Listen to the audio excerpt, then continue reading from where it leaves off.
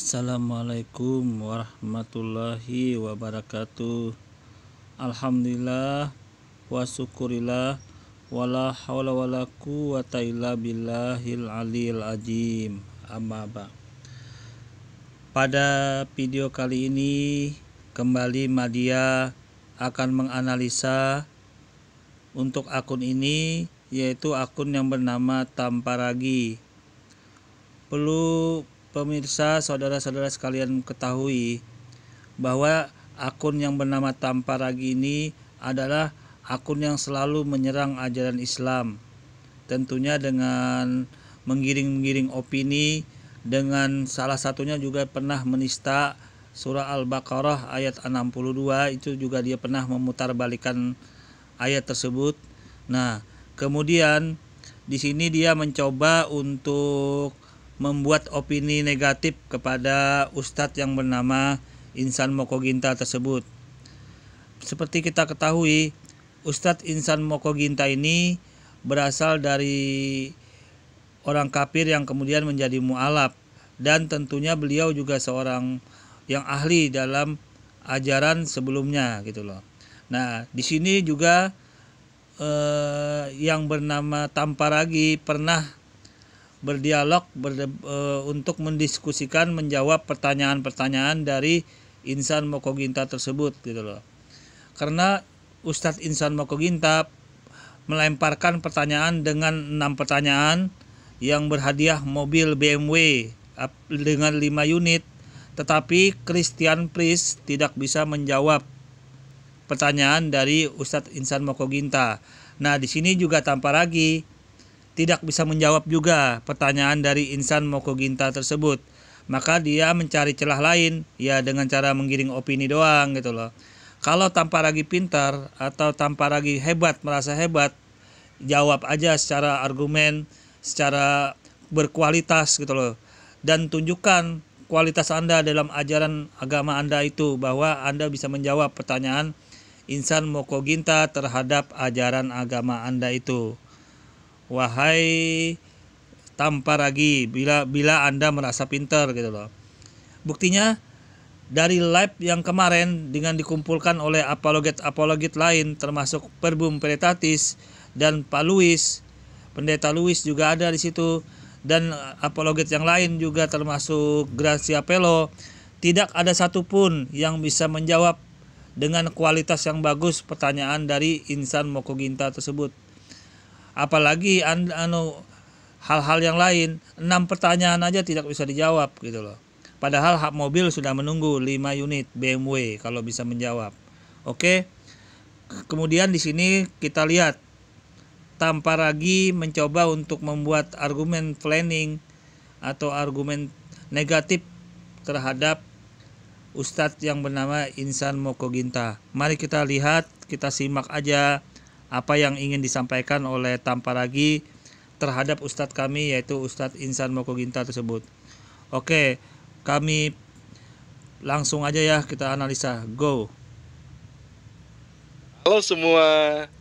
Belakangan ini saya menemukan sebuah video yang memperlihatkan seorang ustadz tua yang bersemangat sekali mengarungi lautan hanya untuk membuat seorang wanita yang sudah bersuami bercerai dengan suaminya itu. Wanita itu adalah seorang mualaf, seorang yang baru masuk agama Islam dari agama Kristen, dan suaminya adalah seorang Kristen. Ustadz tua ini menemui suami wanita itu, lalu memberikan 2 pilihan kepada suaminya itu, yaitu masuk Islam atau bercerai dengan istrinya karena istrinya itu sudah masuk Islam. Saya, Pak Insan LS Mokoginta, saat ini sedang berada di Sulawesi Utara, tepatnya di daerah di Bolamondos, ya, Kampung Mogoyunggum, kampungnya Ibu Sandra Ngongoloy ini. Nah, hadirin, perlu kita ketahui bahwa Bu Sandra Ngongoloy ini adalah satu-satunya muslimah yang ada di kampung ini. Artinya beliau satu-satunya yang masuk Islam yang tinggal di Mogoyungu. 99,9% semuanya Kristen. Nah, namun demikian suaminya masih tetap bertahan di agama Kristen. Jadi mereka sampai saat ini masih hidup dalam satu rumah tangga. Nah, karena dalam hal ini menurut ajaran Islam itu sudah tidak boleh lagi seorang muslimah harus bersama dengan non-muslim, maka kami adakan satu persetujuan dengan suaminya apabila dalam debat nanti, apabila dia menang atau saya kalah dalam dialog dengan suaminya, dia berharap istrinya Bu Mongolo ini balik ke Kristen lagi, seperti itu. Dan namun demikian begini Bu Sandra, ini karena ibu sudah menjadi muslimah, dalam ajaran Islam tidak boleh ada pernikahan rumah tangga berbeda keyakinan. Cuma ada dua kemungkinan.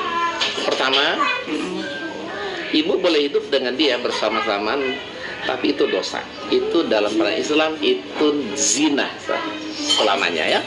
Atau yang kedua, cerai. Ini cuma dua. Jadi kalau di hukum Islam itu perbedaan agama itu tidak boleh dalam segi pernikahan. Jadi mungkin harus segera kita carikan solusi bersama. Mesti bisa ya.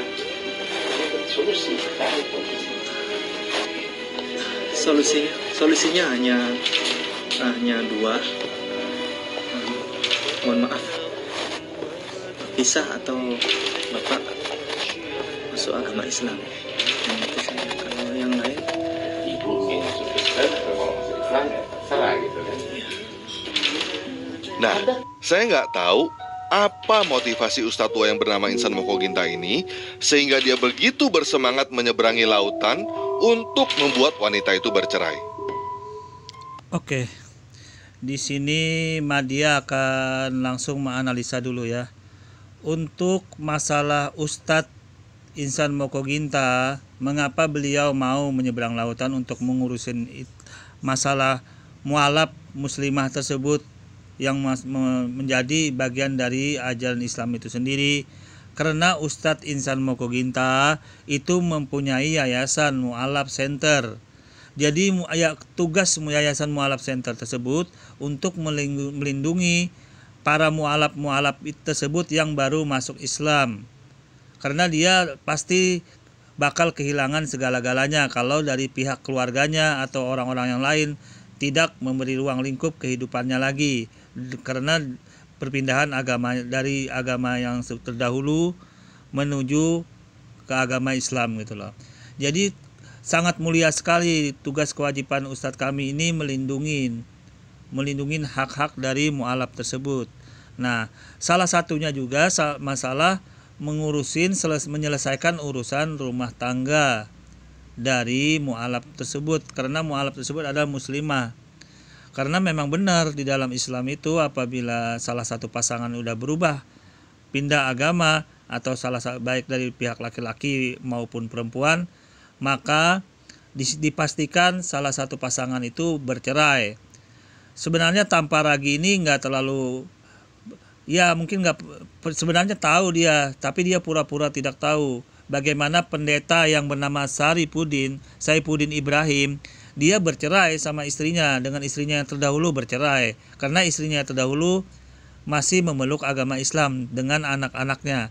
Mengapa Anda tidak urus hal yang begitu tanpa ragi, malah mengurusin hal begini membuat negatif? Sebenarnya faktanya kan nggak terlalu ribet, nggak terlalu Anda follow up aja di YouTube Anda, di channel YouTube Anda tanpa lagi. Dan lebih elegan bagaimana dengan pendeta Saifuddin itu yang menceraikan istrinya dulu gitu loh. Kan karena itu tadi, karena tidak ada lagi persamaan agama, keyakinan, makanya dilarang berkumpul. Ya. Nah, kalau Anda mengatakan tersebut hal-hal yang di dalam ajaran agama Anda, ya nggak bisa juga Anda persepsikan atau persamakan dalam Islam. Karena memang dalam Islam itu sangat tegas masalah akidah dan keyakinan. Oke? Saya kira ini secara logika sudah bisa terjawab ya. Dan ini saya juga contohkan seperti pendeta Saifuddin Ibrahim yang dulu pada saat dia masuk pindah ke agama Kristen dan istrinya masih Islam, maka terjadi perceraian. Buktinya Anda tidak mempersoalkan masalah begitu, tidak sampai dibuat-buat begini gitu loh. Ini karena tanpa lagi hanya kalah, dia tidak bisa menjawab 6 pertanyaan dari Insan Moko Ginta tersebut. Oke? Entah karena dia berminat kawinin perempuan itu, saya nggak tahu. Tetapi yang pasti kenyataannya adalah Ustadz tua ini sangat bersemangat mencampuri urusan keluarga orang lain, bahkan dengan bangga melontarkan ide supaya wanita itu bercerai dengan suaminya.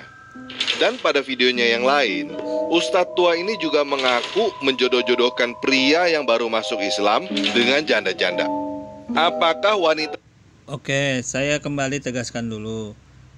Apabila salah satu pasangan dalam suami istri itu berpindah agama ke dalam Islam, maka secara otomatis gugur perceraian itu karena dilarang sudah berkumpul.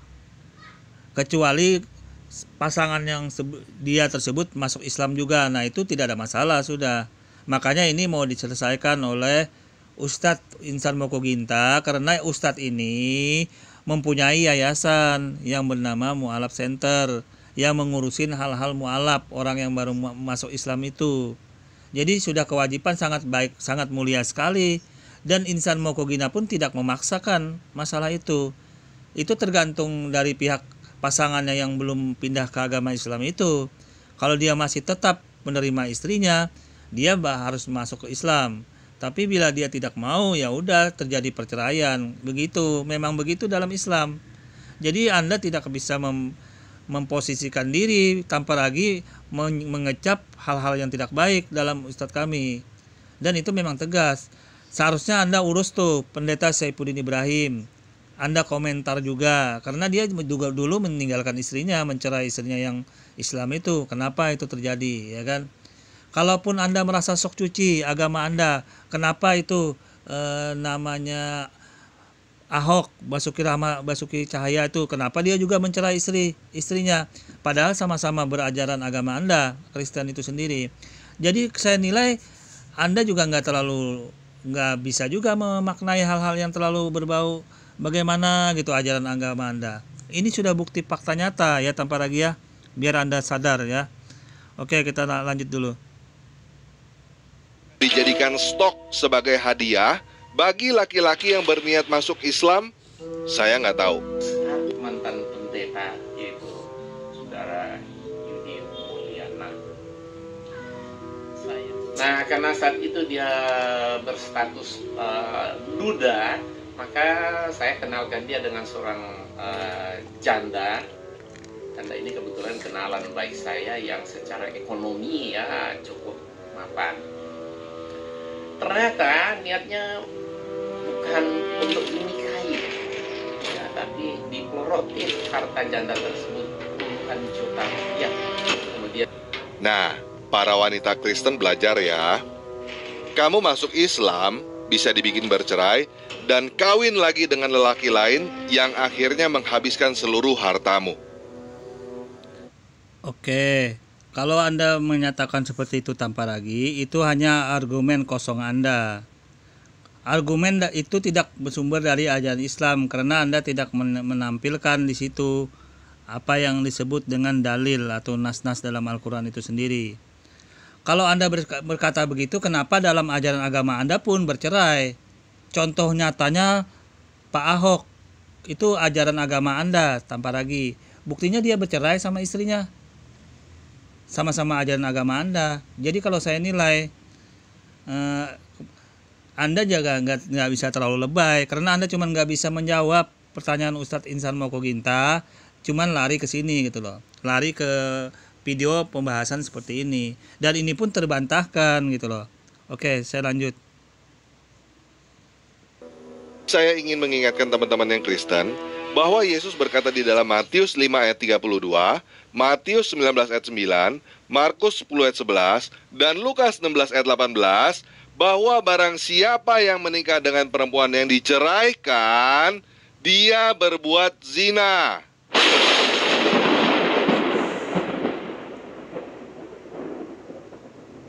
Nah, saya nggak tahu bagaimana pandangan teman-teman tentang peristiwa ini. Tetapi bagi saya, peristiwa ini adalah peristiwa yang sangat menjijikan. Seorang tua bangka yang nggak tahu malu, masuk ke rumah orang, mengancam orang itu harus masuk Islam, kalau tidak harus menceraikan istrinya. Jadi kalau teman-teman pria yang Kristen mengalami peristiwa seperti ini, ada seorang biadab seperti Insan Mokoginta masuk ke dalam rumahmu untuk mengacak-ngacak keluargamu, tidak usah sungkan untuk mengusir orang itu dari rumahmu. Kalau orang semacam Ternyata redaksi ucapan tanpa ragi aja yang seperti itu. Justru dalam Islam itu, yayasan mualaf itu menyelesaikan masalah itu biar tidak tergantung posisinya perempuan yang jadi mualaf itu. Dan ini bersyukur sekali. Dalam Islam masih diurusin hal begitu. Sedangkan dalam ajaran agama Anda ditelantarkan, malah disakitin, ya kan? Buktinya tidak diurusin. Ya, buktinya hanya mualaf center yang mengurusin, makanya sampai terjadi begitu gitu loh. Kan harusnya Anda berterima kasih dengan mualaf center, dengan Ustadz Insan Mokoginta, karena bisa diselesaikan, diuruskan ini. Bagaimana solusinya gitu loh. Bagaimana solusinya yang terbaik sehingga bisa tercapai penyelesaian yang paling baik gitu loh.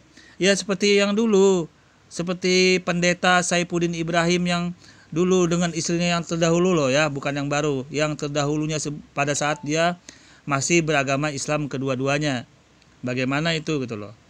Kan terjadi perceraian sampai meninggalkan 3 anak itu yang dari dalam Islam. Mengapa Anda tidak bahas itu tanpa ragi? Karena Anda merasa itu tidak ada kepentingan buat agama, buat Anda. Karena Saifuddin Ibrahim itu kan bagian dari agama Anda sekarang, pendeta. Kenapa Anda buat video juga? Aku membahas itu.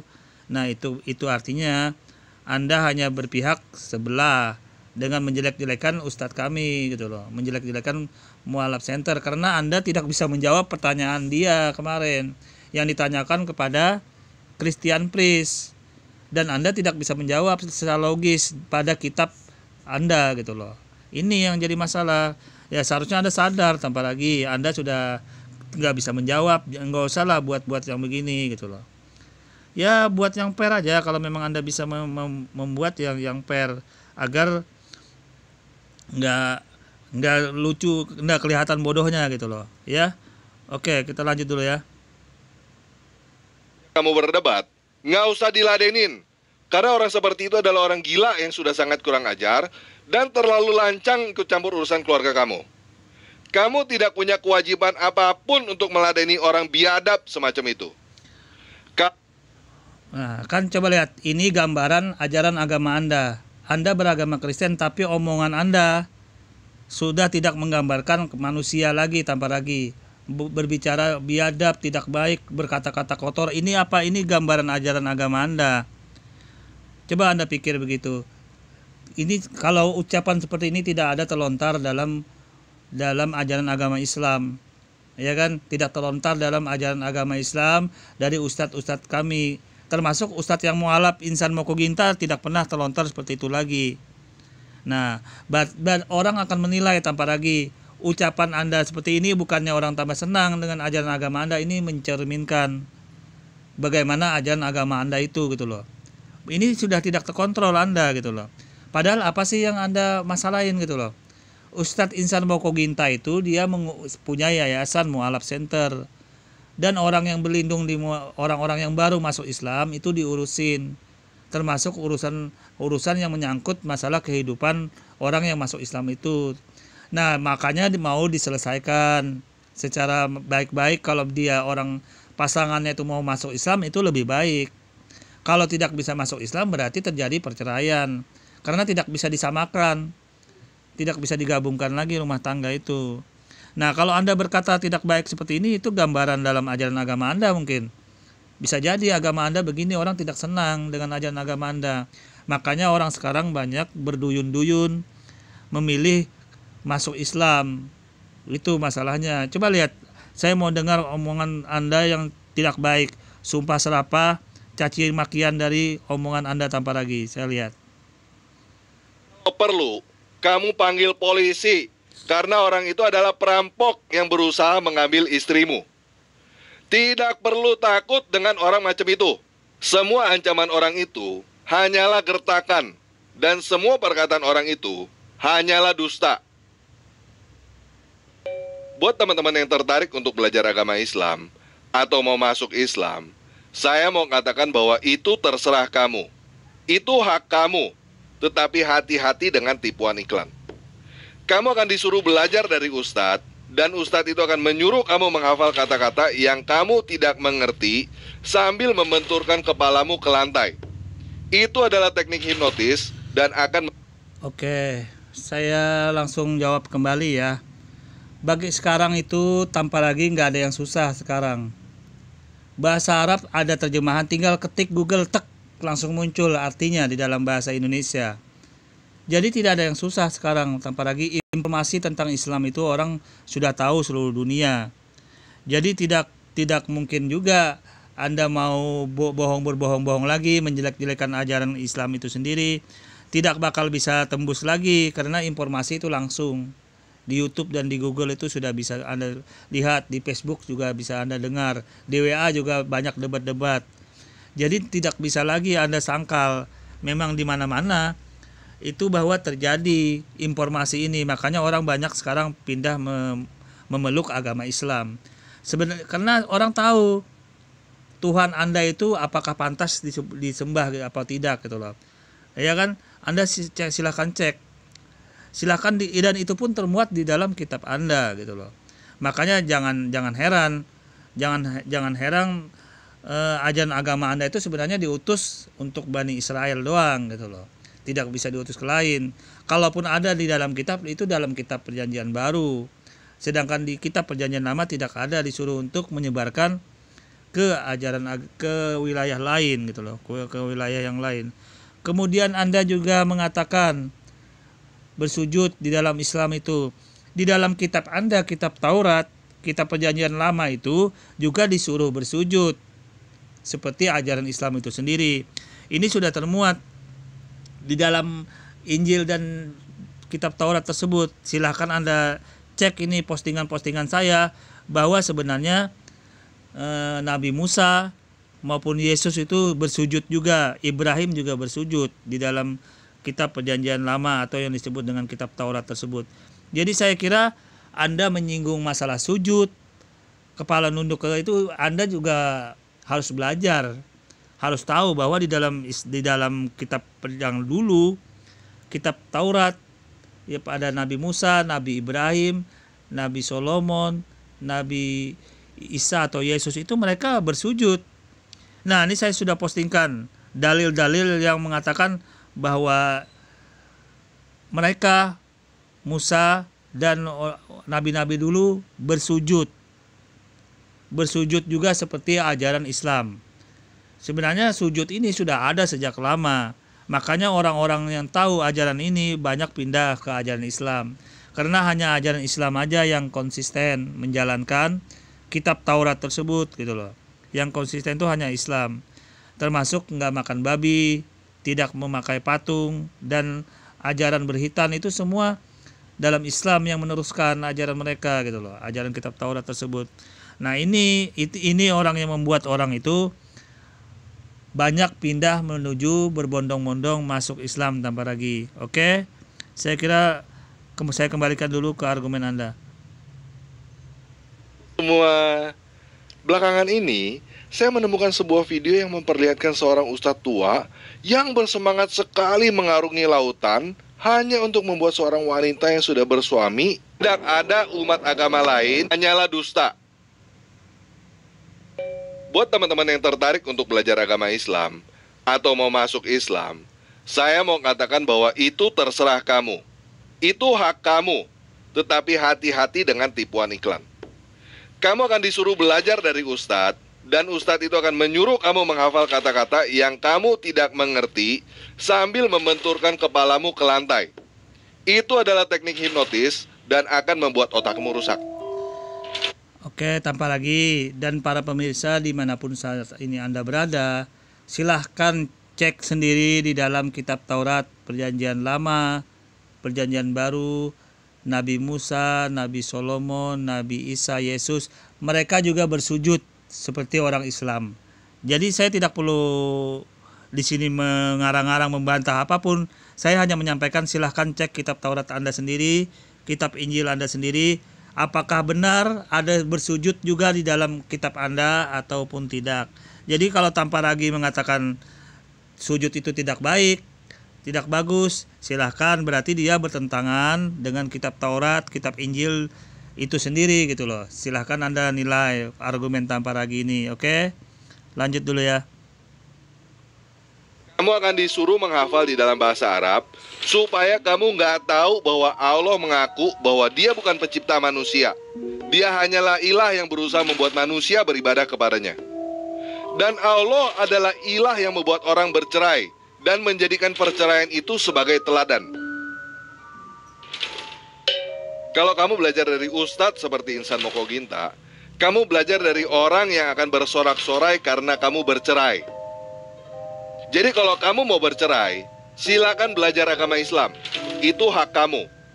Jika kamu tidak mau bercerai, segera tinggalkan agama Islam. Nggak usah. Oke, itu kan argumen tanpa ragi yang mengatakan dalam Islam itu bercerai. Sedangkan di dalam Al-Quran kami sendiri bahwa bercerai itu adalah perbuatan yang dibenci oleh Allah Subhanahu wa Ta'ala. Jadi tidak ada perbuatan bercerai itu benar dalam Islam. Itu salah. Dan tanpa ragi ini tidak mengetahui. Dia hanya asal komen gitu loh, asal ngomong. Di dalam kitab kami Al-Quran itu sudah dilaknat orang yang bercerai dengan alasan tanpa alasan yang jelas gitu loh. Kalau orang bercerai tanpa alasan jelas itu dilaknat dalam Islam itu sendiri. Jadi saya kira omongan tanpa ragi ini ya omongan tanpa dalil, tanpa dasar. Jadi ya saya nggak terlalu sih kalau untuk omongan seperti ini nggak terlalu, ya biasa aja gitu loh, nggak terlalu tanggapin. Oke, saya lanjut dulu ya. Dengan ritual buatan manusia. Juga nggak usah tertipu dengan ajarannya yang semua isinya cuma pembenaran atas kesalahan. Ustadz itu akan berkata kepadamu untuk masuk Islam karena tauhid, tidak ada ilah selain Allah. Itu adalah tipuan guys. Ada banyak ilah selain Allah. Dan Allah adalah satu-satunya ilah yang menetapkan orang-orang yang menyembah kepadanya masuk neraka. Tidak ada umat agama lain yang ditetapkan masuk neraka oleh ilahnya sendiri. Allah yang ada di dalam Al-Quran bukan Tuhan yang ada di dalam Alkitab. Orang yang berkata... Oke, saya kembali jelaskan dulu. Itu tafsiran tanpa ragi yang salah di dalam Al-Quran ya. Karena di dalam Al-Quran itu sangat jelas tafsirnya. Para pemirsa dimanapun saat ini Anda berada, Anda tinggal ngetik aja di Google tafsir Al-Quran yang benar menurut ajaran Islam. Itu sudah kelihatan. Tidak seperti yang disampaikan oleh pembohongan atau tafsir yang salah, yang sengaja disalah-salahin oleh tanpa ragi, sebagaimana dia juga pernah sudah membuat tafsir Al-Quran Al-Baqarah ayat 62 dengan menafsirkan sendiri.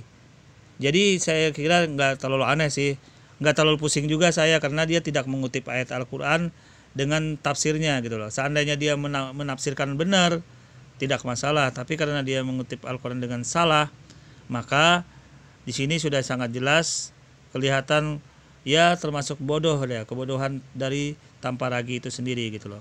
Oke, kita lanjut dulu ya. Allah yang ada di dalam Al-Quran adalah Tuhan yang ada di dalam Alkitab. Orang itu adalah seorang penipu. Di dalam Alkitab, ilah yang tidak menciptakan manusia, tetapi selalu berusaha membuat manusia menyembah dia, selalu ingin manusia masuk neraka, dan suka membuat keluarga hancur berantakan dengan perceraian, adalah si iblis itu sendiri. Si iblis itu adalah pendusta, pencuri, dan pembunuh. Pekerjaannya adalah mencuri, membunuh, dan membinasakan. Tuhan sejati yang ada di dalam Alkitab memberikan perintah jangan berzina. Dan dia juga memberikan perintah jangan bercerai. Tuhan yang ada di dalam Alkitab membenci perceraian. Oke, saya kira kalau masalah syariat hukum itu dalam Islam itu benar-benar ditegakkan. Makanya ada mahkamah syariah dalam Islam itu. Dan ternyata di dalam ajaran agama Anda tanpa lagi orang yang berzina malah dilepasin gitu loh. Tidak ada hukuman apa-apa. Itu juga termuat dalam kitab Anda. Jadi kalau Anda mengatakan begini-begini, begitu-begitu dalam ajaran agama Anda, itu tertolak dalam ajaran agama